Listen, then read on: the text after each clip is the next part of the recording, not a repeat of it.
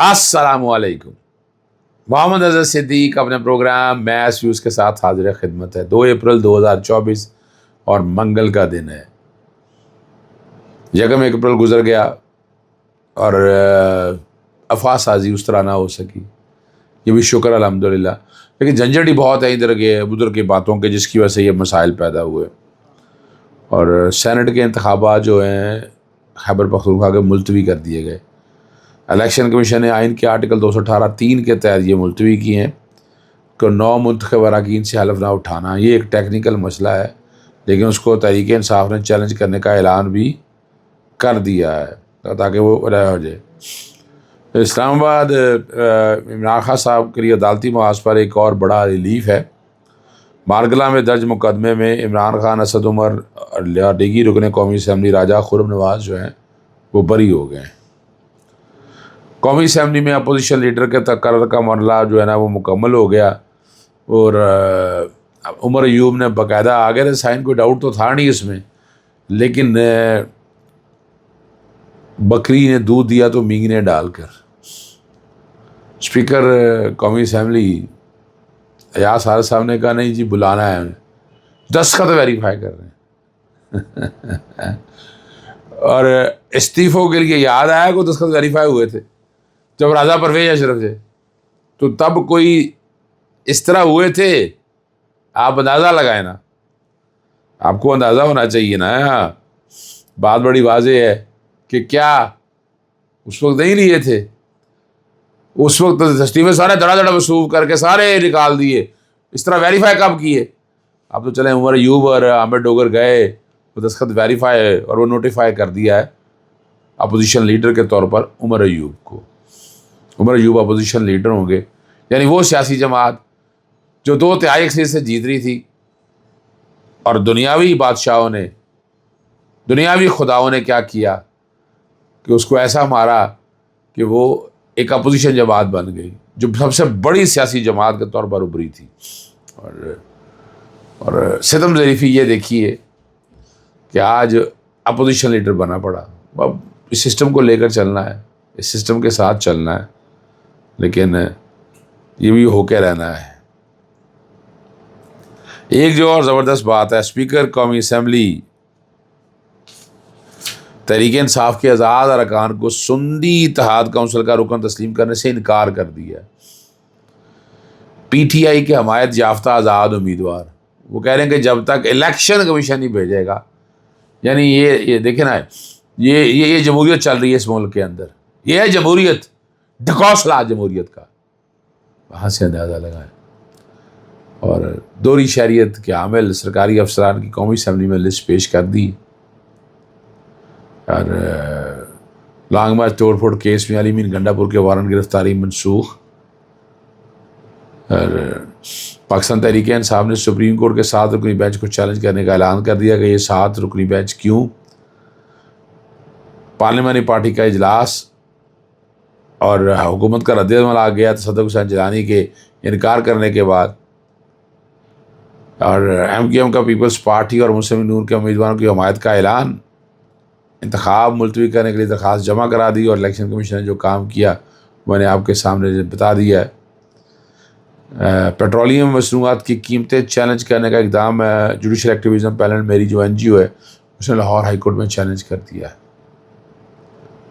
فیض آباد دھرنا case commission اپنے تحقیقات مکمل کر لیں. اون چودھری کی کامیابی کے خلاف سلمان اکرم راجہ کی درخواست قابل سماعت ہونے پر فیصلہ محفوظ. قومی اسمبلی سیکریٹریٹ کا آزاد اراکین کو سنی اتحاد کونسل کے ارکان تسلیم کرنے سے انکار میں نے بتا دیا ہے. اعظم سوادی کے کاغذات منظوری کے خلاف درخواستیں خارج ہو گئی. اور ایف آئی اے کی جو ہیئرنگ ہو رہی ہے سپریم کورٹ کے سامنے، ذرا اس پہ بھی بات کرتے ہیں. سب سے پہلے کے پی کے میں اسمبلی میں اپوزیشن اراکین نے سینٹ انتخابات ملتوی کرانے کے لیے درخواست جمع کرا دی. اور اپوزیشن کے احمد کریم کنڈی نے کہ ہمارے 25 اراکین ابھی تک حلف نہیں لیا، سینٹ الیکشن ملتوی کیا جائیں. صبح الیکشن کمیشن نے اپوزیشن کی درخواست پر چیف الیکشن کمیشن سے رابطہ کیا اور بعد میں ایک باقاعدہ آرڈر پاس ہوا اور الیکشن ملتوی ہو گئے۔ اب ایم کیو ایم اور پیپلز پارٹی نون لیگ کے امیدواروں کی حمایت کا اعلان۔ ایم کیو ایم نے سینٹ الیکشن میں پیپلز پارٹی اور مسلم نون کے امیدواروں کی حمایت کا اعلان کر دیا ہے، اور وفد نے اسلام آباد میں ایم کیو ایم کے کنوینر ڈاکٹر خالد محمود صدیقی کی رہائش گاہ پر ملاقات ہوئی ہے۔ ایک میں بات کر لوں، اس کے بعد میں ایف آئی اے کی طرف چلوں گا لے کر آپ کو، وہ ضروری بات ہو جائے۔ صدق حسین جیلانی کے کمیشن رکن نہ بننے کی وجہ پر جو رد عمل آ گیا ہے جی، اور اعظم مزید تاڑا وزیر قانون نے کہا ہے کہ سربراہ بننے سے پہلے ان کی رضامندی حاصل کر لی تھی۔ انہوں نے کہا انہیں سپریم کورٹ سے سو موٹر لینے پر حیرانگی نہیں ہوئی، کیونکہ صدق جیلانی کے کمیشن سے علیحدہ ہونے کی اطلاع سو موٹر نوٹس سے 1 گھنٹہ پہلے وزیر اعظم میں آ چکی ہوئی تھی۔ فل کورٹ اجلاس، اب یہ اعظم مزید تاڑا بتا رہے ہیں جی، اب وزیر اعظم اور چیف جسٹس کی ملاقات ہوئی، ملاقات میں کہا کہ یہ 2-3 نام ہیں، ان میں سے مناسب سمجھے تو کمیشن بنا لے۔ وزیر اعظم نے کہا کہ فہرست میں جو پہلا نام ہے ہم اس سے بھی پہلے بات کر لیں گے۔ اب یہ یعنی اب تو یہ آ گیا کہ کمیشن کے نام بھی پہلے طے شدہ تھے کہ کس نے بنانا ہے، کس کا کرنا ہے، 2-3 نام، یعنی یہ کیا ثابت کرنا چاہ رہے ہیں؟ تو یہ تو پھر اس لحاظ سے دیکھا جائے تو یہ کمیشن تو پہلے ہی قابل قبول نہیں تھا، ہمیں تو بڑی وضاحت کے طور پر۔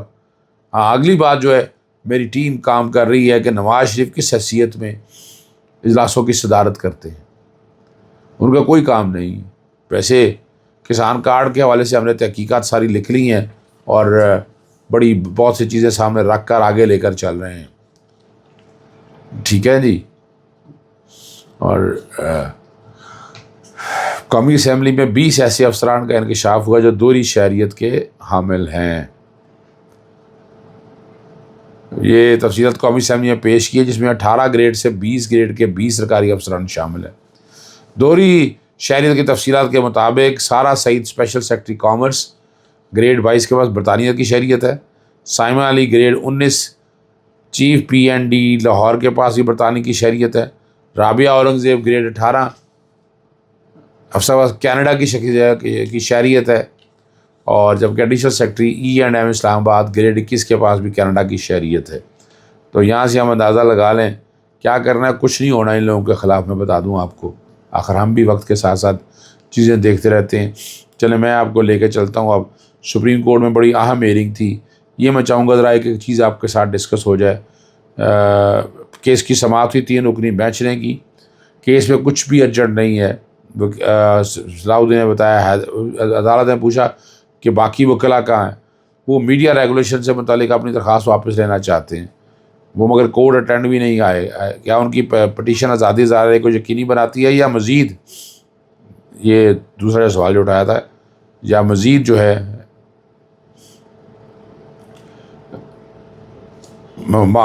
پیچیدگیاں پیدا کرتی ہیں؟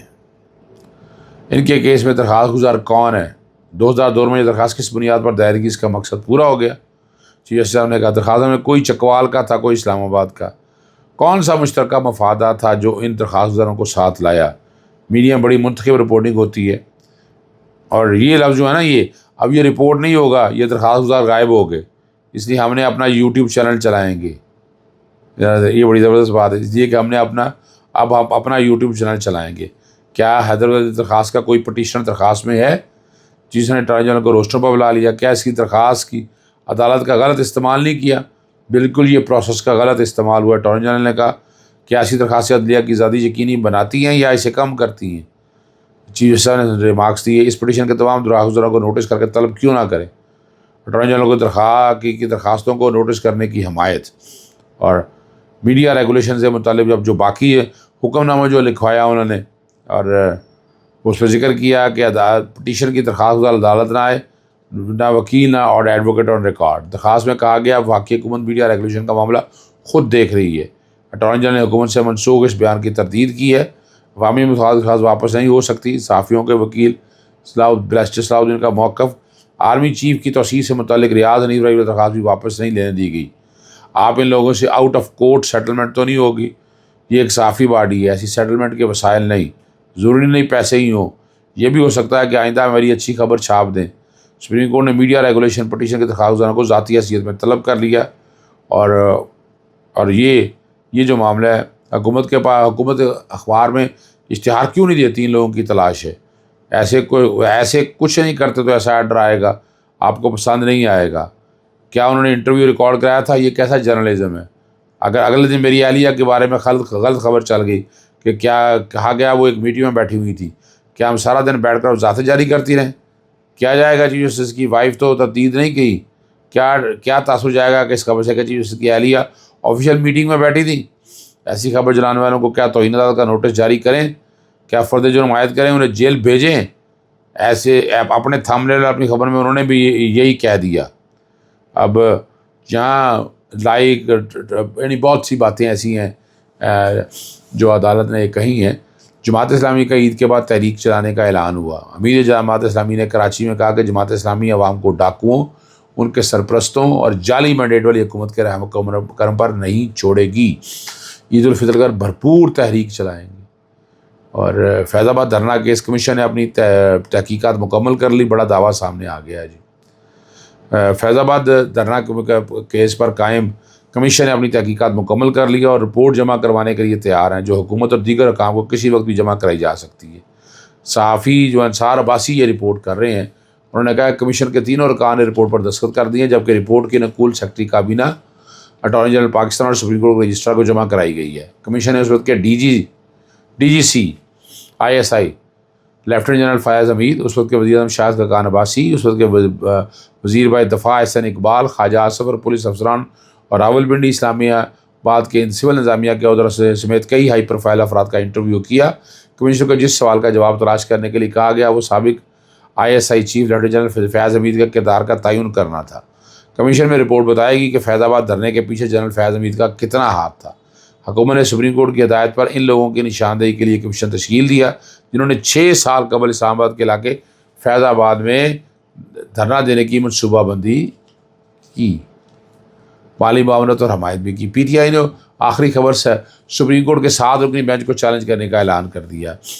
اور جو ججز خطبہ بننے والا ہے، رؤوف حسن نے کہا ہے پریس کانفرنس کرتے ہوئے، اسلام آباد ہائی کورٹ ججز سے لکھے ہوئے خط کی انکوائری کے لیے بنائے گئے کمیشن کے سربراہ صدوق جیلانی اور کمیشن سے پیچھے ہٹ گئے۔ انہوں نے کہا کہ جوڈیشل پروپرائٹی کے تحت انکوائری کمیشن قائم نہیں ہو سکتا، جس کے چیف جسٹس نے 7 رکنی بینچ تشکیل دیا جو اب خط پر سماعت کرے گا، تاہم چیف جسٹس کو اپنی پسند کے جج کے ذریعے من پسند فیصلہ نہیں کرنے دیں گے۔